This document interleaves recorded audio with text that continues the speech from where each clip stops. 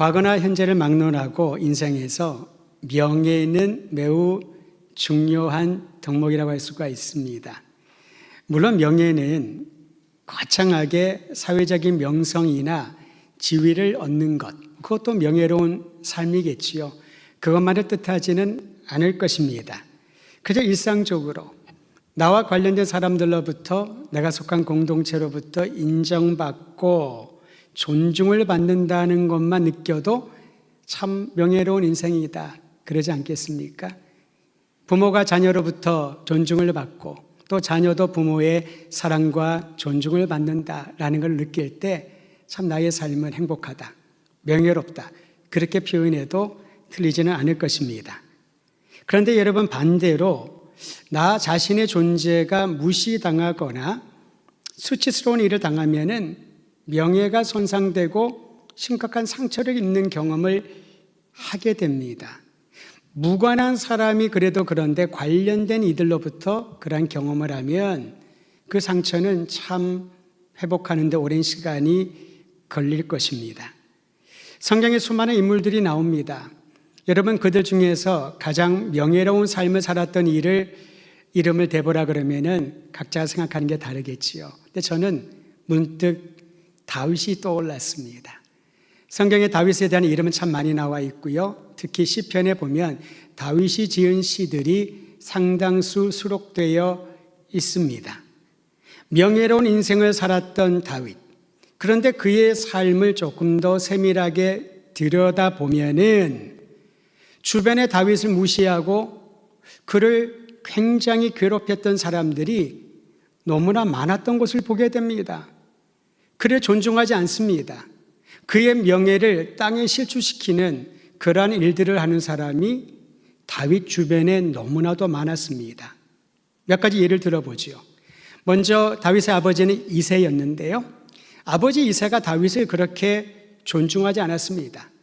사무엘 선지자가 하나님의 명령을 받고 이새의 아들들 중에서 하나를 기름 붓겠다, 사울 왕을 대신하여 이스라엘의 왕으로 삼겠다, 하나님 말씀을 듣고 이새를 찾아왔지요. 그리고 이새에게 말합니다. 당신의 아들들을 다 데리고 오시오. 그래서 그 아들 하나, 둘, 셋째까지 계속 보는데 하나님으로부터 이런 응답이 옵니다. 얘는 통과, 아니라는 거죠. 얘도 통과, 셋째도 통과.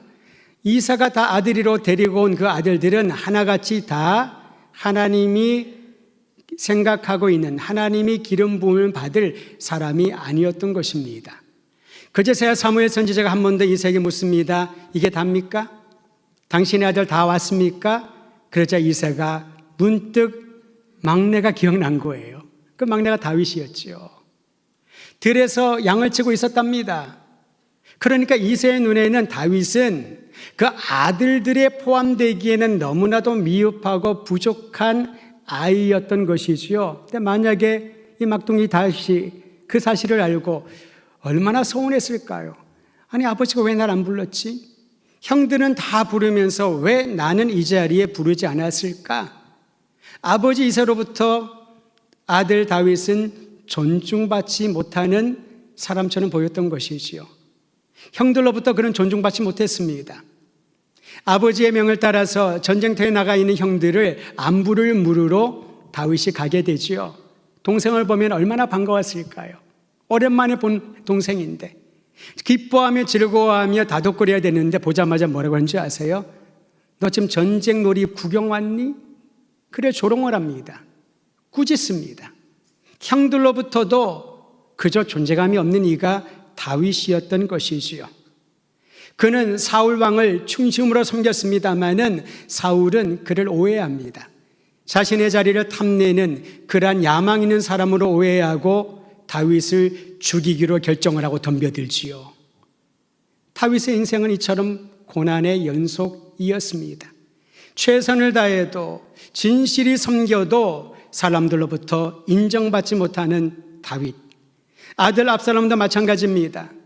압살롬이 아버지와 백성들에게 큰 죄를 지었지만은 다윗이 그걸 용서해 주잖아요. 그런데도 나중에 여러분 반역을 꾀합니다. 아버지의 왕자를 탐내고 결국은 다윗이 쫓겨나게 되는 것 아니었습니까? 다른 사람도 아닌 아들로부터 명예를 존중받지 못하는 그러한 아버지로 전락해 버렸습니다. 얼마나 마음의 상처가 되었을까요? 뿐만 아닙니다. 압살롬에 의해서 쫓겨가고 있을 때에 시므이라고 하는 사람이 사울을 추종했던 사람이 있거든요. 다윗을 쫓아다니면서 저주를 합니다. 거 보라고, 내가 너 이렇게 될 줄 알았다고. 사울 왕을 밀어내고 왕좌를 차지하더니 말년이 이렇게 처참하게 되었구나 라고 그를 저주하며 쫓아다닙니다. 오죽하면 주변에 있는 다윗의 용사들이 왕이 명하시면은 저 시므이를 쳐 죽이겠습니다. 근데 다윗은 내버려 두라라고 말을 하죠. 10대 때부터 말년에 이르기까지 그의 주변에는 수많은 사람들이 존중하지 않았습니다. 그의 명예를 높이지 않았습니다. 오히려 그를 그 자리에서 내려오게 하려고 애쓰는 사람들, 대적들이 참으로 많았습니다. 그런데 여러분, 놀랍게도 다윗은 그럴 때마다 자신을 존중하지 않고 자신의 명예를 실추시킨 사람들을 향하여 분노하지 않았습니다. 그가 성인의 마음을 가져서 그랬을까요? 그가 여유로운 성품의 소유자라서 그랬을까요? 결코 그렇지 않습니다. 그가 분노하지 않았던 이유를 오늘 말씀을 통하여 확인받게 됩니다. 우리 함께 시편 4편 5절 같이 읽도록 하죠. 5절만 읽습니다. 시작.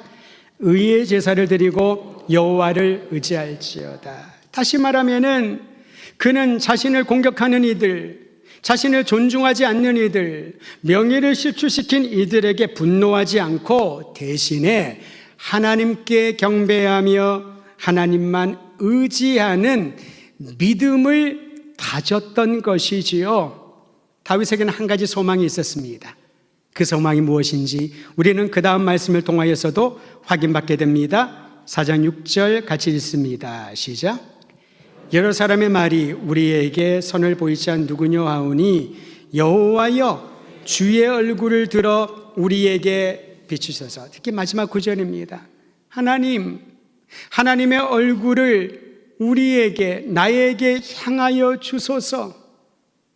사람들이 나를 비난하고 돌을 던져 죽이려고 하고 나를 존중하지 않고 왕좌에서 끌어내리고 억울한 누명을 썼다 할지라도 분노하지 않는 것은 하나님께서 주님의 얼굴을 나를 향하여 보신다면, 주님의 얼굴빛을 나에게 비추어 주신다면은 그것 하나로 충분합니다.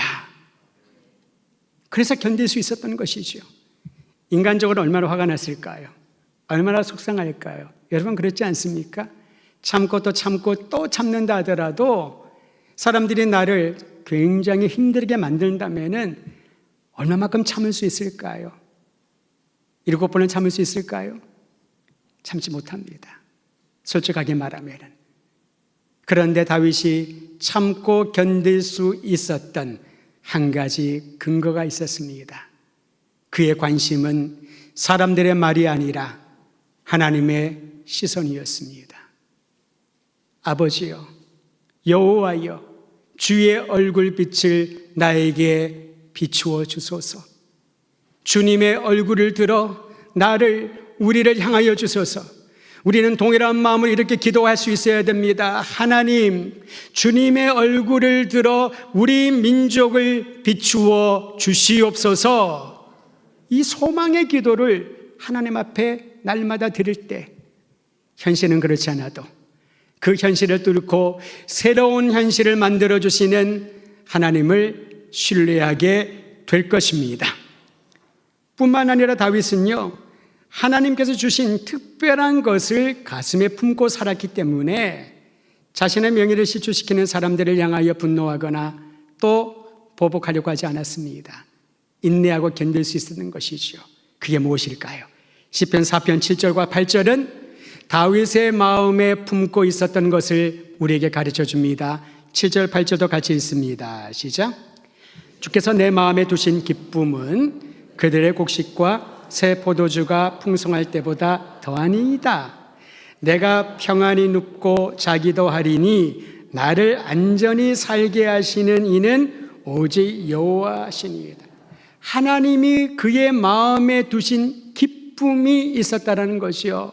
근데 이 기쁨은요, 뭐가 비교할 수 있냐면요, 곡식이 새 포도주가 풍성하여 많은 수확을 가지고 부유하게 된 것보다도 비교할 수 없을 정도로 크다라고 말합니다.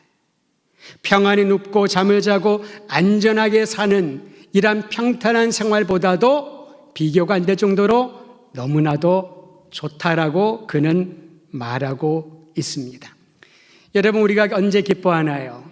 내가 원하는 것을 얻었을 때 기뻐하지 않습니까? 요즘 대전 충청 지역에 있는 사람들은 행복합니다. 왜 그럴까요? 대전 사람이라. 저는 대전 사람도 아닌데 요즘 그렇게 행복합니다. 잘해요. 제가 예전에 두산을 지지했는데 까맣게질 정도로 감동적인 스토리가 있습니다. 원하는 거잖아요. 내가 원하는 자격증을 따면, 내가 원하는 직장에 들어가면, 내가 원하는 사람과 결혼을 하면, 내가 원하는 일들이 잘 이루어지면 우리는 기뻐한다고 합니다. 그 말은 반대로 내가 원하는 것이 이루어지지 않으면 슬픕니다. 내가 가고 싶은 곳에 갈 수가 없으면 마음이 아픕니다. 내가 하고 싶은 일이 다 가로막히면 인생이 낙심이 찾아오기 시작을 합니다. 그러니까 우리에게 기쁨은 조건적입니다. 내가 원하는 것, 내가 바라는 것, 내가 하고 싶은 것이 다 이루어질 때만 기쁨이 생기는 거죠. 다시 다윗을 생각해 보십시오. 본인이 원하는데도 되지 않은 게 너무 많았습니다. 하나님의 기름 부음을 사무엘 선지자를 통하여 받았는데 곧바로 왕이 안 됐잖아요. 얼마나 많은 어려움과 환난을 겪습니까? 예루살렘에 직접 들어가지 못하고 헤브론에서 7년 동안 머물러야만 했습니다. 아까 얘기했듯이 그의 인생 노년에 이제는 안전하게 남은 생애를 보낼 줄 알았는데 또다시 반역에 의해 왕궁을 나와야만 했습니다. 그런데도 다윗은 말합니다. 주님이 내게 두신 기쁨은 어떤 것과 비교할 수 없을 정도로 감격스럽고 영원하다. 왜냐하면 그 기쁨은요, 내가 원하는 것을 얻어서 생긴 기쁨이 아니라 하나님, 기쁨의 근원이신 하나님이 나와 함께 하기 때문에 그렇습니다. 저는 사랑하는 더드림교회 우리 모든 믿음의 형제와 자매들이 영원한 기쁨, 신실한 기쁨, 그 기쁨을 주시는 하나님과 함께 거하며 어떤 일을 겪든지 어떤 길을 걸어가든지 주님 주시는 기쁨으로 또 충만하기를 주의 이름으로 축원드립니다. 이 기쁨에 대해 예수님은 좀 더 구체적으로 제자들에게 말씀하십니다. 세상이 얻을 수 있는 기쁨을 어떻게 얻을 수 있을까? 그 방법을 주님은 이렇게 말씀하십니다. 요한복음 15장 9절과 10절, 이 구절은 제가 읽어드립니다. 아버지께서 나를 사랑하신 것 같이 나도 너희를 사랑하였으니 나의 사랑 안에 거하라. 내가 아버지의 계명을 지켜 그의 사랑 안에 거하는 것 같이 너희도 내 계명을 지키면 내 사랑 안에 거하리라. 예수님이 주신 기쁨의 근원은요, 사랑이라고 말합니다. 예수님 안에 거하는 자에게 주신 놀라운 사랑을 경험하라. 그러면 기쁨이 넘칠 것이다. 여러분, 사랑하는 사람이 있으면은 좀 달라집니다. 어떤 분이 저에게 그런 질문을 해요. 목사님, 피부에 뭘 하셨나요? 피부가 굉장히 고우셔요. 제가 그런 얘기를 하죠. 화면으로 보면 그렇게 보일 것입니다. 그리고 나서 제가 딴 얘기는 안 했으면 속으로 한 얘기가 있어요. 예수님이 나를 사랑하시니 내가 그분을 사랑하니 어찌하니 기쁠까? 이 얘기는 못했습니다마는 실제로 그렇습니다, 여러분.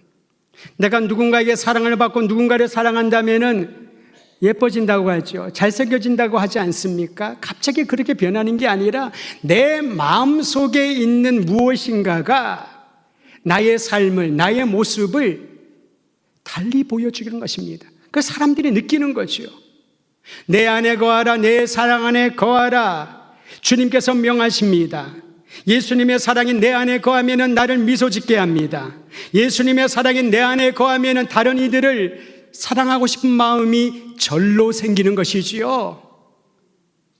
서로 사랑하는 계명을 예수님이 제자들이 주셨잖아요. 이게 기가 막히게 힘듭니다. 사랑받을 만한 사람 사랑하는 건 할 수가 있지요.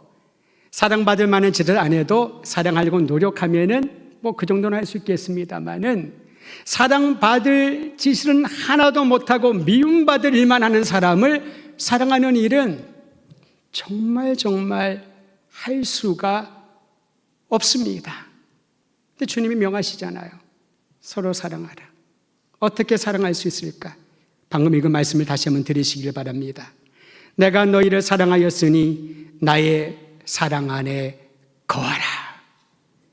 내가 사랑하는 것이 아니라 내 안에 있는 예수의 사랑이 나를 사랑하신 예수님의 사랑의 눈으로 바뀌게 되면, 나를 사랑하신 예수님의 사랑이 내 생각을 바꾸기 시작을 하면은 원수 같은 이도 사랑의 마음으로 품어줄 수 있게 된다는 거지요.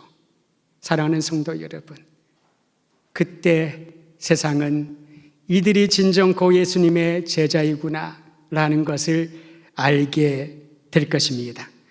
예수님이 이처럼 제자들에게 사랑을 명하신 이유를 오늘 본문 마지막 절에서 분명히 밝히고 있습니다. 15장 11절은 같이 큰 소리로 읽겠습니다. 11절입니다. 시작. 내가 이것을 너희에게 이름은 내 기쁨이 너희 안에 있어 너희 기쁨을 충만하게 하려 함이라. 그러니까 우리의 기쁨을 충만하게 하려고 함인데, 어떻게 우리의 기쁨이 충만할 수 있을까요?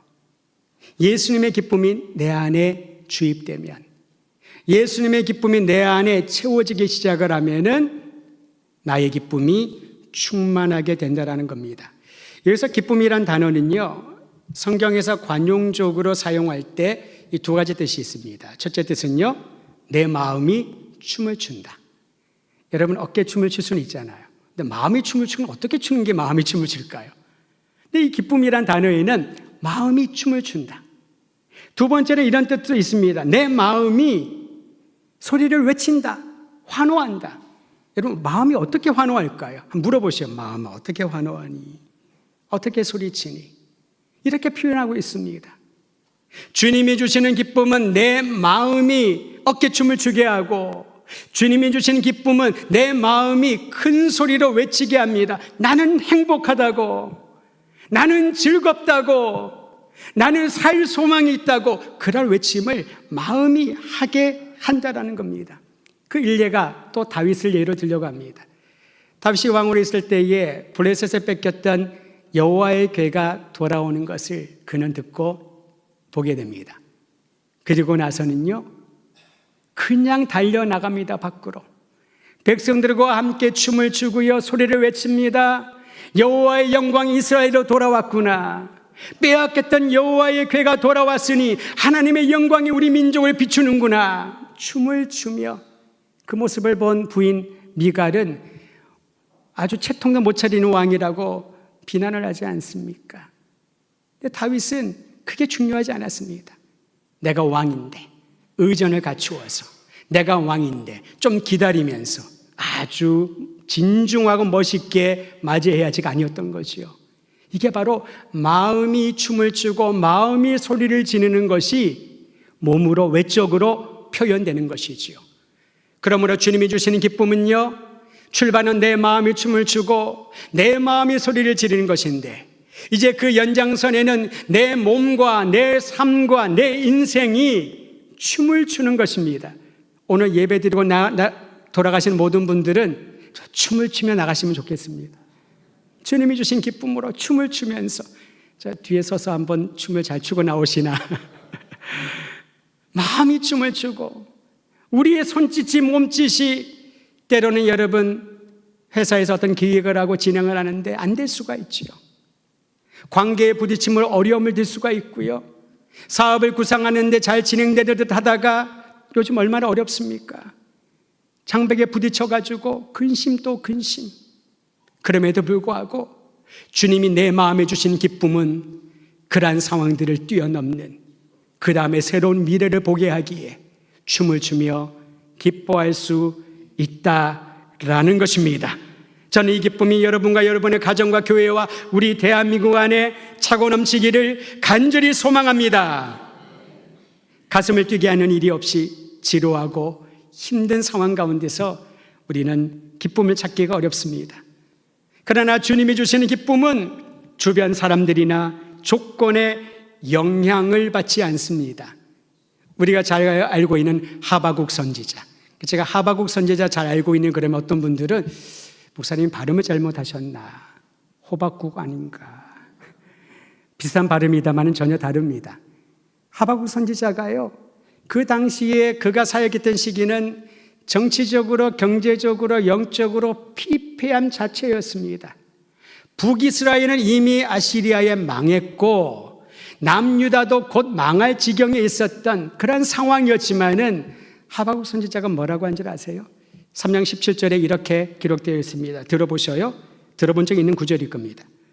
비록 무화과 나무가 무성하지 못하며 포도나무에 열매가 없으며 감람나무에 소출이 없으며 밭에 먹을 것이 없으며 우리의 양이 없으며 외양간에 소가 없을지라도 없는 게 너무 많아요. 다 없어요. 18절 나는 여호와로 말미암아 즐거워하며 나의 구원의 하나님으로 말미암아 기뻐하리로다. 하나님으로 인하여, 하나님 안에서 하나님이 주신 기쁨이 있기 때문에 기뻐하리로다. 상황은 기뻐할 수가 없습니다. 환경은 우리에게 기쁨이 아닌 슬픔과 낙담을 줍니다. 그러나 하나님을 바라보면 소망이 생기는 거지요. 주님은 살아계시고 주님은 나의 아버지시고 주님은 내 생명의 주인이시기에 나를 방치해 두지 않으시고 진정한 기쁨으로 회복시켜 주실 것이다. 이것을 우리는 오늘 이 시대를 살아가며 경험해야 할 것입니다. 내 기쁨이 너희 안에 있어 너희 기쁨을 충만하게 하겠다. 예수님 말씀하셨지요. 그러면 예수님께 기쁨이 되는 게 뭘까 알아야 되지 않겠습니까? 요한복음 15장 바로 5장은 앞으로 가면 10장 10절에 이렇게 기록되어 있습니다. 예수님 말씀하시기를 내가 온 것은 양으로 생명을 얻게 하고 더 풍성히 얻게 하려 하느니라. 예수님의 기쁨은요, 잃어버린 양을 찾아 생명을 주는 것입니다.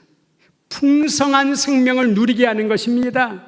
다시 말하면 예수님의 기쁨은 여러분과 저인 줄 믿으시기를 바랍니다. 우리를 찾아오셔서 생명을, 영원한 생명을 풍성히 주셔서 더 이상 사단의 종이 아니라 하나님의 사람이요 자녀가 되게 하시고 더 이상 세상에 야망과 소망을 두지 않고 하나님께 영원한 소망을 준 사람으로 살아가게 하는 것, 수준을 달리하게 하는 것, 이것이 바로 예수님의 기쁨이었던 것이지요. 성도 여러분, 예수님이 우리 각 사람을 얼마나 고귀하게 여기시는지를 잊지 마시기를 바랍니다. 그게 바로 주님이 주시는 기쁨입니다. 그 기쁨이 나의 기쁨을 충만하게 한다고 했습니다. 무엇이 충만할까요? 또 다른 4가지 의미로 우리는 이해할 수 있습니다. 충만하다는 뜻은요, 첫째는 가득 채운다라는 겁니다. 둘째는 가득 차면은 넘쳐 흘러가겠지요. 셋째는 온전하게, complete, 완벽하게, 완전하게. 넷째는 성숙하게. 우리의 기쁨이요, 가득 채워지고 차고 흘러 넘치고 온전해지고 성숙해지게 한다는 것입니다. 다시 말하면 나만 좋고 나만 기쁜 것이 아니라 온전하고 성숙한 기쁨을 가진 사람은요, 어떻게 알 수 있냐면은 자기 자신보다 다른 사람들에게 더 관심을 갖게 됩니다. 자기도 몰라요. 그렇게 되어가는 거죠. 노력해서 누군가를 돕는다고 하면 한 번, 두 번은 가능하죠. 그런데 끊임없이 섬기고 끊임없이 기도하고 끊임없이 지원하는 것은 어려운 일 아니겠습니까? 그 어려운 일을 아무것도 아닌 것처럼 삶 가운데서 하게 된다는 거죠. 온전하고 성숙한 기쁨을 가진 사람의 징표입니다. 흘러 넘친다는 것은요, 내 안에 있는 이 기쁨이 나만 간직하고 싶은 나의 행복을 위한 주님이 주신 선물이 아니라 그것이 흘러넘쳐서 다른 사람들에게 사회에 영향력을 끼친다는 거죠. 사람은 서로에게 영향을 주고받습니다. 그래서 좋은 사람과 함께 있어야 됩니다. 좋다는 것은 무엇을 말합니까? 여러 가지로 얘기할 수 있겠지만은 부정적이고 안 되는 일만 짚어내고 어두운 얘기만 생각만 펼쳐놓으면은 자기도 모르게 자기도 암울해집니다. 이 세상이 곧 망할 것 같고 아무것도 안 될 것 같고. 근데 반대로요, 희망을 얘기하고 이 문제를 해결할 수 있는 무엇인가가 있을 그런 용기를 북돋아주는 사람을 만나면은 나는 지금 아무것도 할 수 없고 다 포기 상태에 있지만은 그래도 도전하면 될 것 같은. 왜 그럴까요? 사람은 서로의 영향을 많이 받는다는 거지요. 그래서 한 사람이 중요합니다.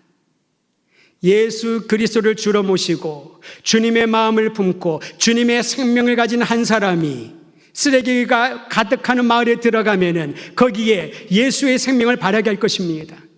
우상 숭배가 가득한 그 마을에 들어가면은 우상은 헛것이요 하나님만이, 예수님만이, 성령님만이 우리의 유일한 주님이심을 고백하게 되는 것입니다. 그 한 사람이 들어가면은요, 희망을 잃고 절망 가운데 놓여 있는 한 가정이 바뀌게 되는 거지요.